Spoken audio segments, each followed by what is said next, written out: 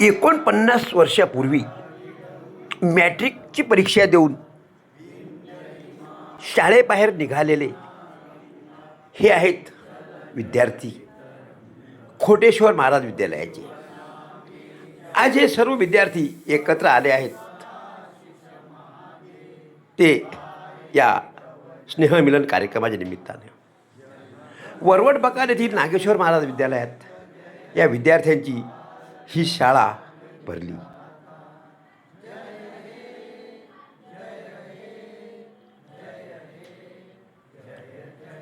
साठी ते 65मध्ये असणारे हे सर्व विद्यार्थी आज या ठिकाणी एकत्र आले आहेत.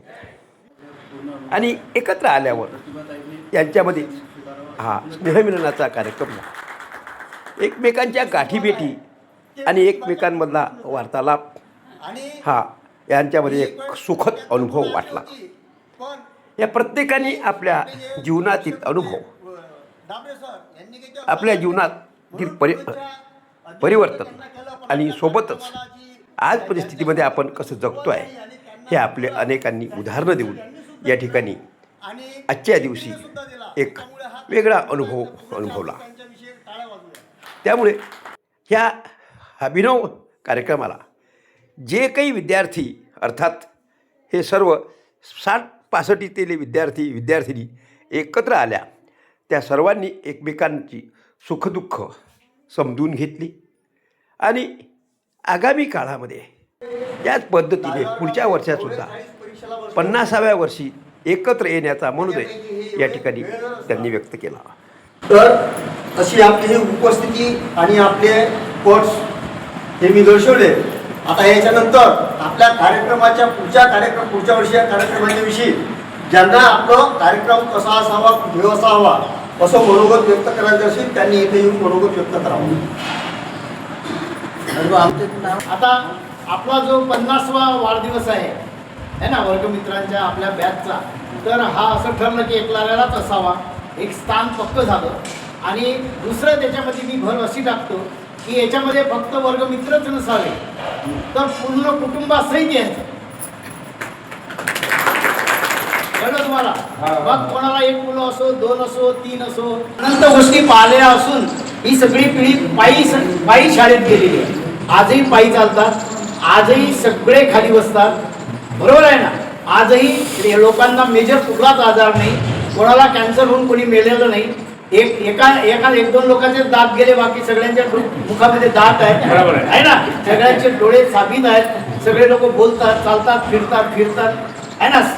सगळं व्यवस्थित आहे. याच्यानंतर येणाऱ्या ज्या बॅच आहेत त्या सगळ्या डेंजर आहेत. कोणाला दात नाहीत, कोणाला डोळे नाहीत, कोणाला केस नाहीत, आहे ना? अनंत आजार. बघा, ह्या तिन्ही मला बहिणी वाटल्या. आता तुमच्यापैकी कोणाला वाटलं नाही त्यांनी आंदोलन, पण ही कल्पना कोणाला आली नाही.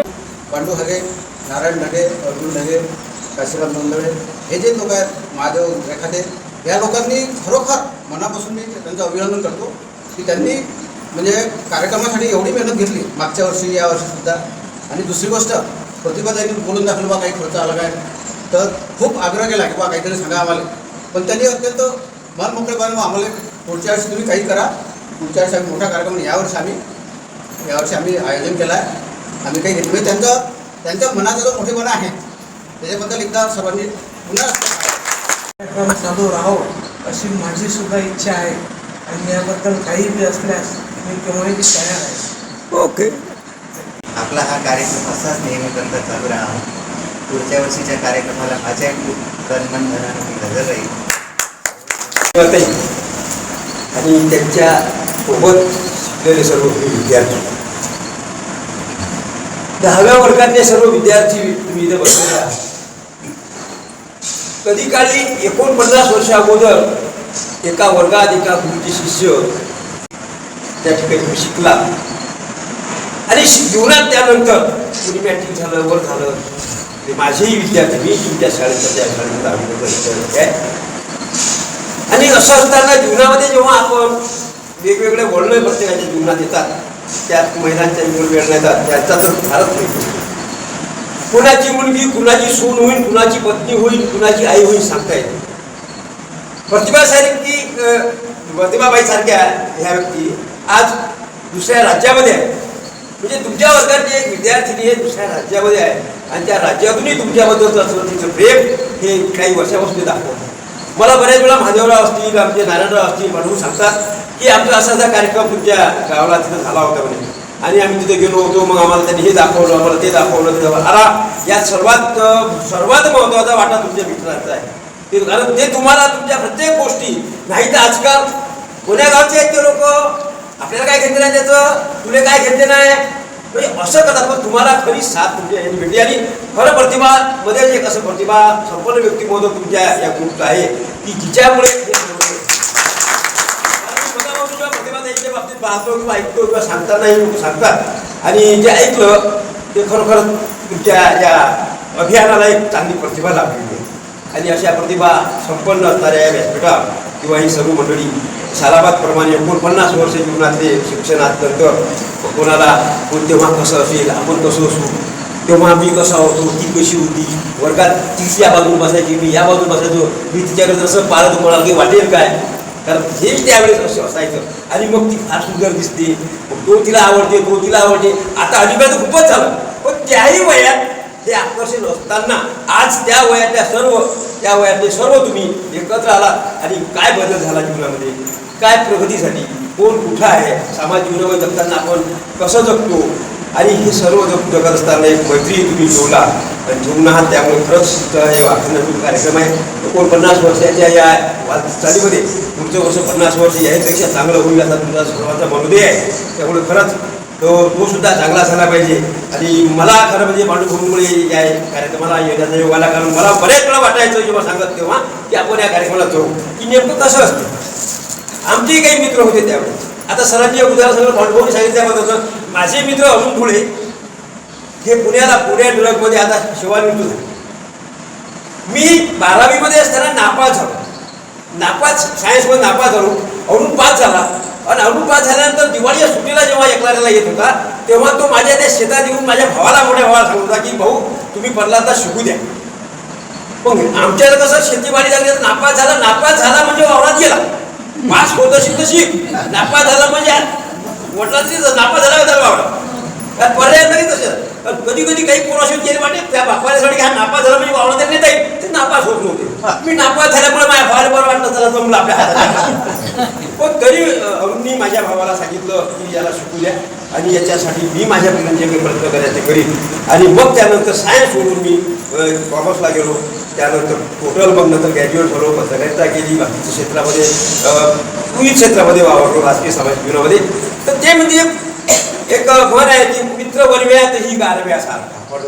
की तुम्ही जे सांगता की तुमच्या त्यावेळेची परिस्थिती आणि त्यावेळेस आपल्या सरांचं सहकार्य वगैरे ह्या सगळ्या गोष्टी या सगळ्या दिसून येतात. मला इथं बोलावलं, बोलण्याची संधी दिली, प्रतिभाताई तुमचा सर्वांचे आभार मानतो. 49 वर्ष झाले आपल्या शाळा सुरू आपल्याला. पुढच्या वर्षी 50 वर्ष आपण एकमेकाला घेत आहोत.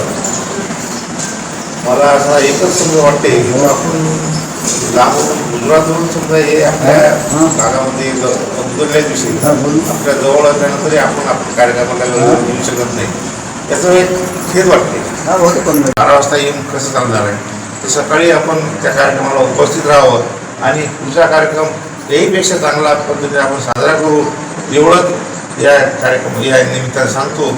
आणि परत तुम्हा सर्वांचे तुम्ही इथं उपस्थित झाला सर्वांचं अभिनंदन करतो आणि धन्यवाद सांगतो. मला एवढा हक्क होतो की दरवर्षी एक वेळ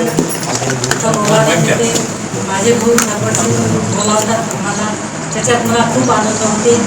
माझे जे शाळेतले विद्यार्थी होते ते पण माझे भाऊच आहेत. त्यांची सर्वांची भेटी वगैरे तर तसं आम्ही कधीही जाऊ शकत नव्हतो. एवढं माझं सांगणं. माझे भाऊ मला बोलावतात. दरवर्षी हा कार्यक्रम चांगला पार पडला पाहिजे एवढीच माझी विनंती आहे.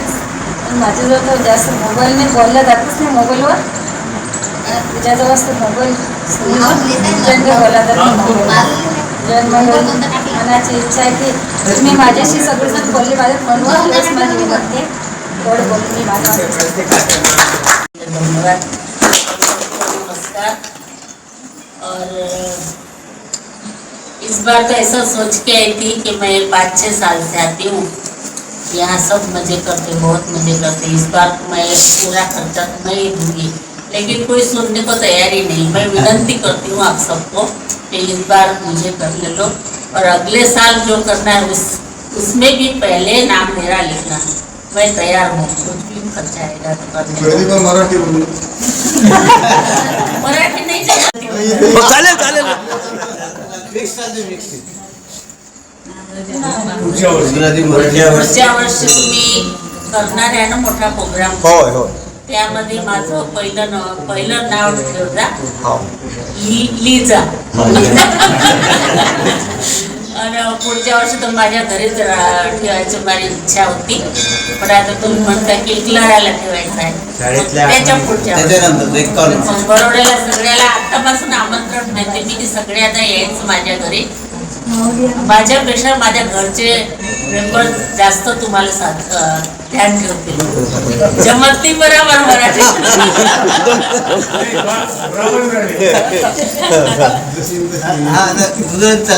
आणि आजच्या जेवण खूपच चांगलं होतं, फराळी खूप चांगला होता.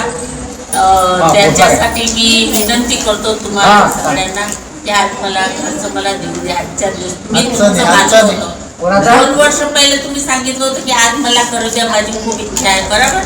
तर आज माझी खूप इच्छा आहे, आज मला देऊ द्या.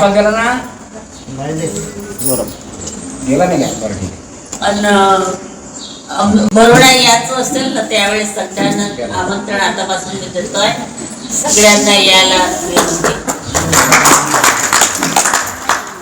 बाहेरगावून आलेले माझे वर्गमित्र आणि त्यांच्या मिसेस, गावातील मंडळी, मित्रमंडळी, हा कार्यक्रम आपण जवळजवळ 5 वर्षापासून सुरळीत चालू होऊ राहिला आणि याच्या पुढे किती वर्ष राहील आणि लढेंगे तो बचेंगे तो और भी लढेंगे या म्हणीप्रमाणे आपला कार्यक्रम चालूच राहणार आहे. दरवर्षी चार्जिंग करतच राहू.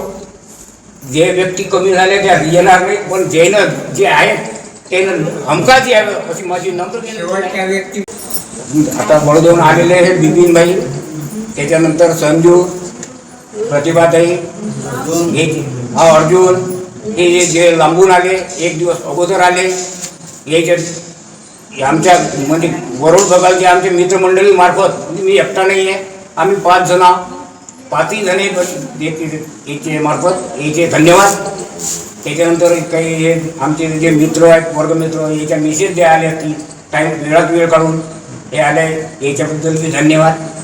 आणि जे मित्र आहेत याने वेळात वेळ काढून आले ती हे धन्यवाद. आणि जे आले याचे धन्यवाद.